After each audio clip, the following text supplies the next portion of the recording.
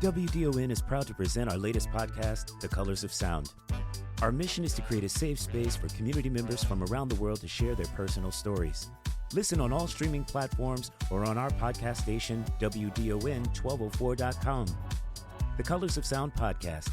Discover how much we have in common.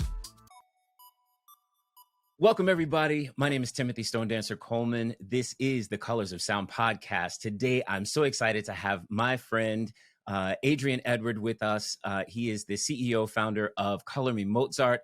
We had the privilege of working together in New York City public school system for a few years, where he served communities all over the city. But for me specifically, we were working together in the South Bronx. I'm Esther Berman. I'm a licensed behavior analyst. I work with all children, K through adulthood, and we've been using Color Me Mozart for over a year now. Lucas is really enjoying music and understanding new concepts and learning music earlier on. He's gonna excel by the time he's like 15, 16 years old and even higher. But I've just noticed, like in school, we just had his parent-teacher conference, and she told me how well-versed he is in communicating and just his language. And you just open up the book and follow it along, and you're able to apply it in real life on a piano or a xylophone. So it is really easy. And if you don't know, what I love most is that their website is so easy to navigate, and you can print stuff off and apply it in your own environment. So it's really, really great.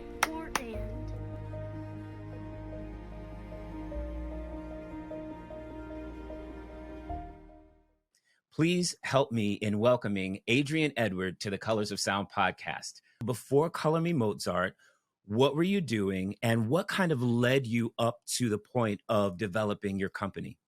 Absolutely. Yeah. So interestingly enough, I'd love to sit here and say, oh, this has been a dream of mine, for the past 40 years. It wasn't, right? But life has an amazing way of kind of taking twists and turns that like change us forever. And music was one of those things. I didn't grow up in a musical family. My dad was a painter, but I never tried music. And I tried my first class in high school, and it was love at first note. As soon as I saw piano music and I saw piano, I'm like, I don't know why. I had been flaky about everything in life up until that point, and then music just made sense to me, and I loved it. But I have always been a fan of learning, different approaches to education. I was a kid that learned differently. I know if it was in today's years, if I was a kid now, I definitely would have been diagnosed with some type of attention deficit disorder, stuff like that. So the one way of learning never worked for me. So I always looked for different ways. So I knew that I wanted something in the future. Once I started learning music, or even any part of education, I really appreciated those people that search for different methods of education. So throughout the years, it just kind of I started teaching privately, and I had my own way of teaching, and it came from such a healthy place because I genuinely loved music, and I loved when my students would get that aha moment. I love helping people fall in love with music, fall in love with just art and creativity and using their creativity and things like that. And it wasn't until I worked, you mentioned it for my bio, had the pleasure of working at a preschool as a music therapist, and there just wasn't any great curriculum that I needed to use. So I'm like, you know what? I'll do it myself. That's right. It was from there that it kind of just birthed to what it is today. And I could never be more grateful for those kids. I always say it, and not to sound corny, but they changed my life way more than I hope I changed them, in the most positive way. But they really just redirected my focus of like what it means to offer somebody the joy of something that perhaps wouldn't otherwise have the opportunity. That's when my mind exploded. The first thing is, with the ADHD, I think I developed that in my adulthood. Like I'm bouncing around to like all these different things. So I definitely can feel you on that. There are a lot of companies and organizations, and this, that go into schools, and it's like, this is our box. This is what we've created. Accept it as it is. We don't modify it. Like it's going to be what it's going to be. Right. And, kids are humans too. And everything doesn't work the same for every human being. And so what I love with Color Me Mozart is that even as I watched you in the classroom and I watched video of what you guys were doing with the kids, a lot of it during COVID, online hybrid kind of stuff. what I loved was that you're always in a mode to adapt to the moment. I follow you on LinkedIn, which I hope a lot of folks, take a minute to tap into what you're posting and what you're doing on LinkedIn. It's really phenomenal. But what is kind of driving you forward at this point? We're using music as a tool for non-musical goals. And that already was like, boom, right? That changed everything.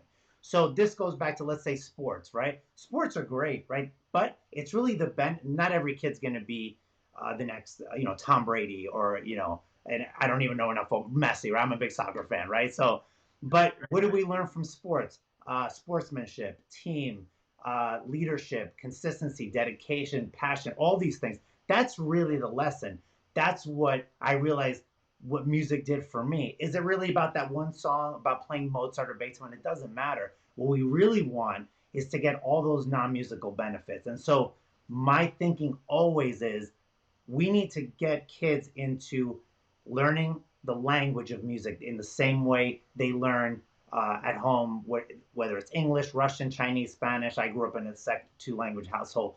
The benefits, the cognitive benefits that come from that, the confidence, the socialization, the turn taking, the finding gross motor skills, all these other things. How we get there doesn't really matter. I can use Let It Be by the Beatles, or I can use Mozart piano concerto. It doesn't make a difference. The kid's not going to know the difference, but the goal is exactly the same.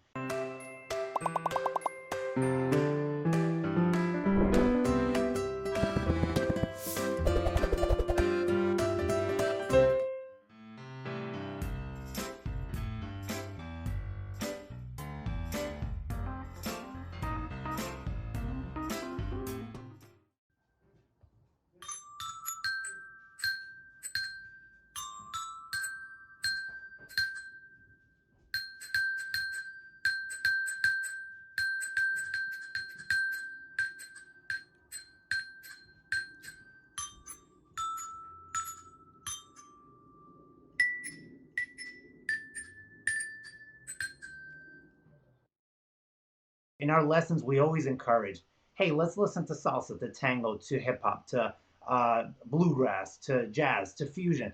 What do you like the best? That's where we want to get to. Now you create your own. You use your creative powers to not just sit there and receive.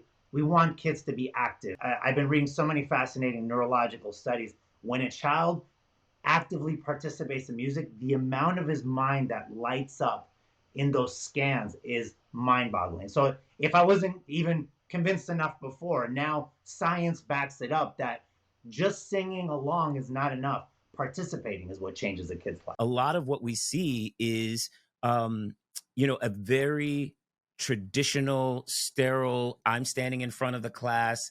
This is what I've got to teach. You need to learn it. Here's a test. Why did you do so bad? Right. Like, and it's all That's the right. pressure's Yeah. on the kid. Right. Yeah. So then, now it's very like hands-on. I can participate. I can feel confident in what I'm doing.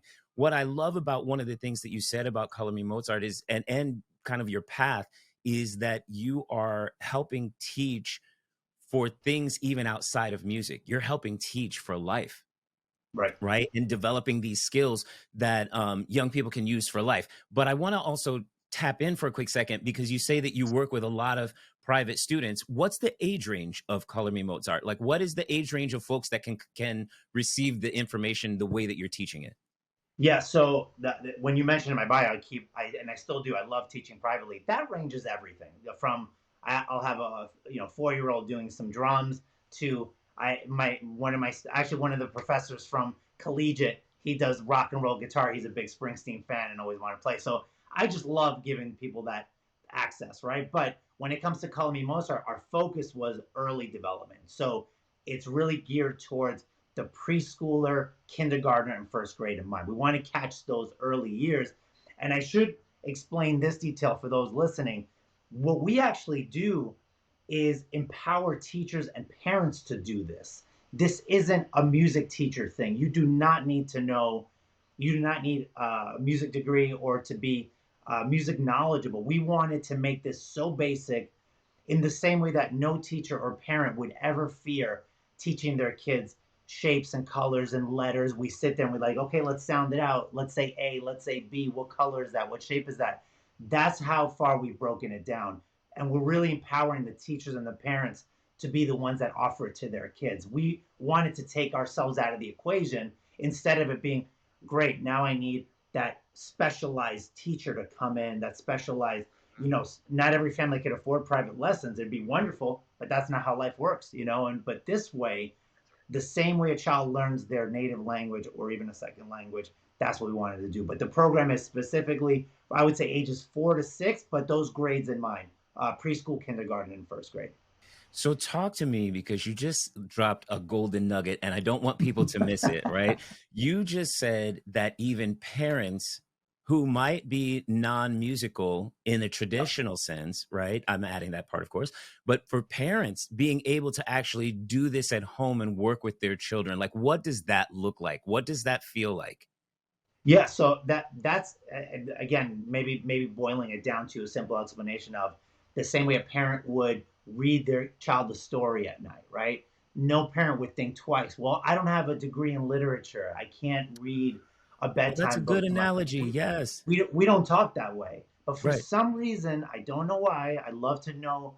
Maybe one day I'll research this. I don't know why we've complicated the explanation of, and we're talking foundational music, right? We're not Right. talking this child's going to come out of kindergarten playing a Rachmaninoff concerto in Carnegie Hall. That's not what we're Right. talking about, right? Right.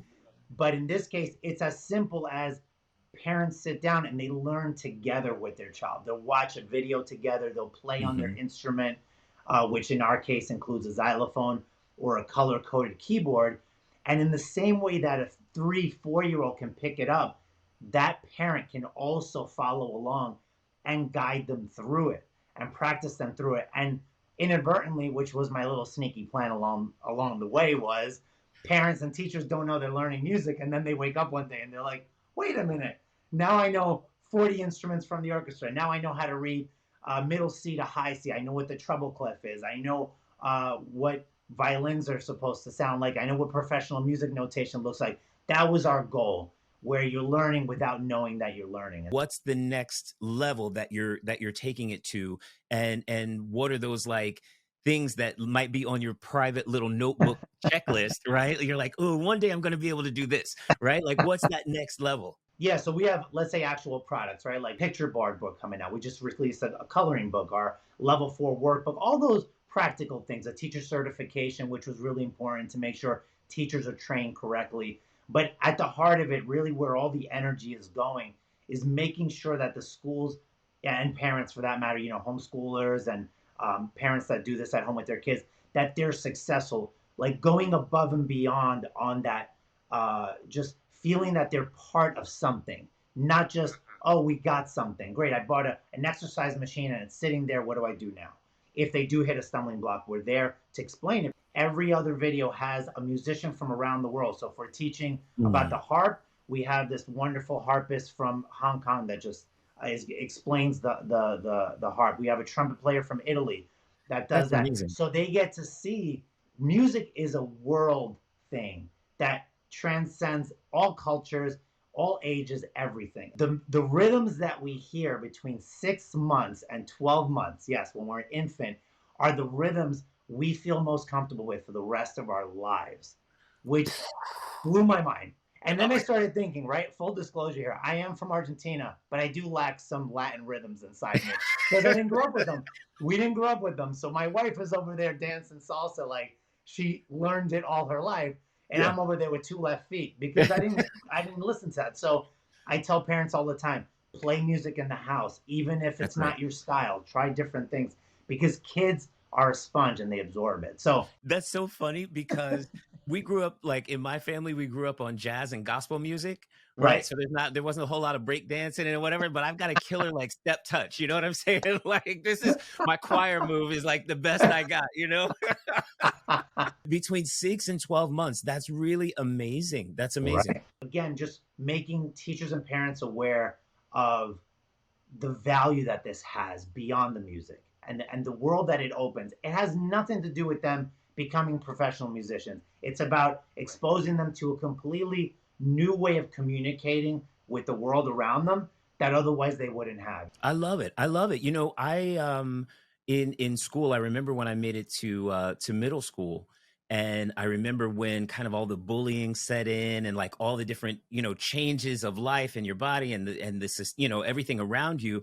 It wasn't until I got into choir, to the chorus, that I actually started to feel confident about myself and confident about, just my outlook. I wasn't a sports person, and I Right. wasn't like a brainiac, so it was like, okay, where do I really fit in? And once I Hmm. got locked into music, the confidence carried over to other subject areas.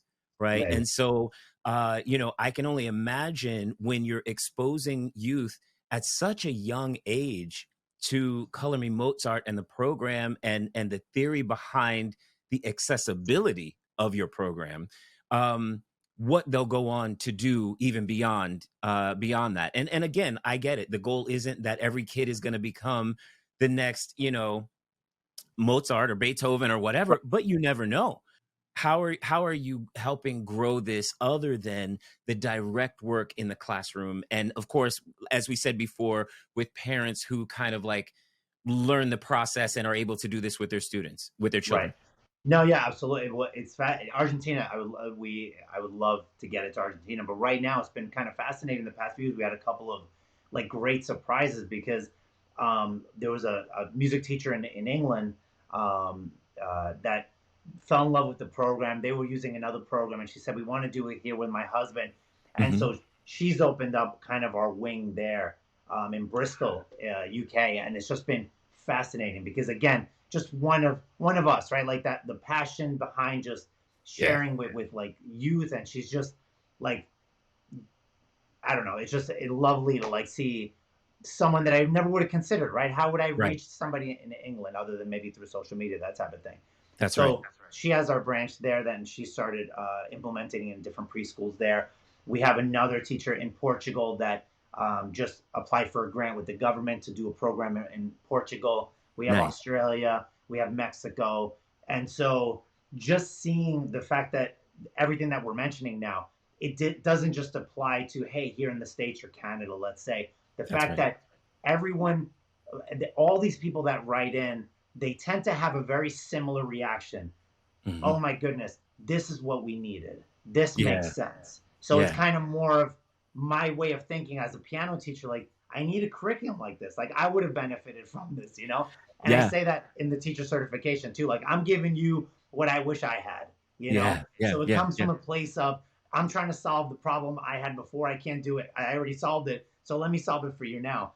And so that reaction's been wonderful. And so we're doing our best to not only help them, obviously it's hard from perspective of being here in the States, Mhm. but it's getting very close. We've been able to ship the program to other countries, and we're hoping by next year, by next summer, because we're doing a few conferences, homeschool conferences, because that's a Mhm. big part of like, especially since the pandemic, a Oh, lot of parents yeah. have opted for homeschool. Because I know you, I know that even if one kid got it, you would be overjoyed, right? Correct. But the Yeah. fact that you have this building and growing in an exponential way is so phenomenal to see and watch.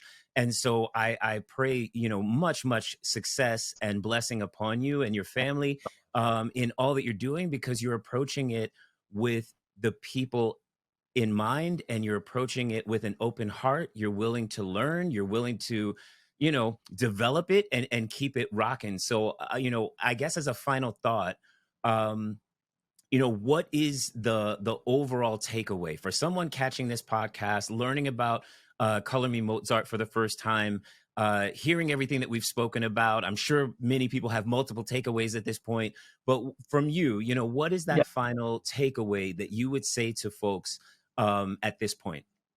I would say whether you fall into the category of being a teacher that teaches young kids or a parent that has young kids in mind, don't underestimate the power that music has to change their lives.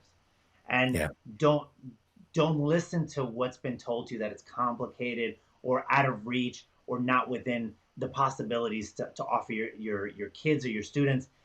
It absolutely can be, Hmm. and it's been complicated for way too long. And Yeah. just to let them know that the benefits that it has beyond the music are immeasurable. studied by everything from neuroscientists to your family that will tell you, yes, music has been part of our life, like anecdotal, multi-generational music being passed by. Music That's right. has that power to unite. Do not deprive your child or students of that experience. It would be tragic, to say the very least. Every student, every teacher, the principal, the superintendents, everyone that experienced Color Me Mozart was extremely thrilled by the work and development of things that the kids created on their own. I loved what you said about, getting out of the way and allowing it to take place and watching it grow and watching the classrooms thrive.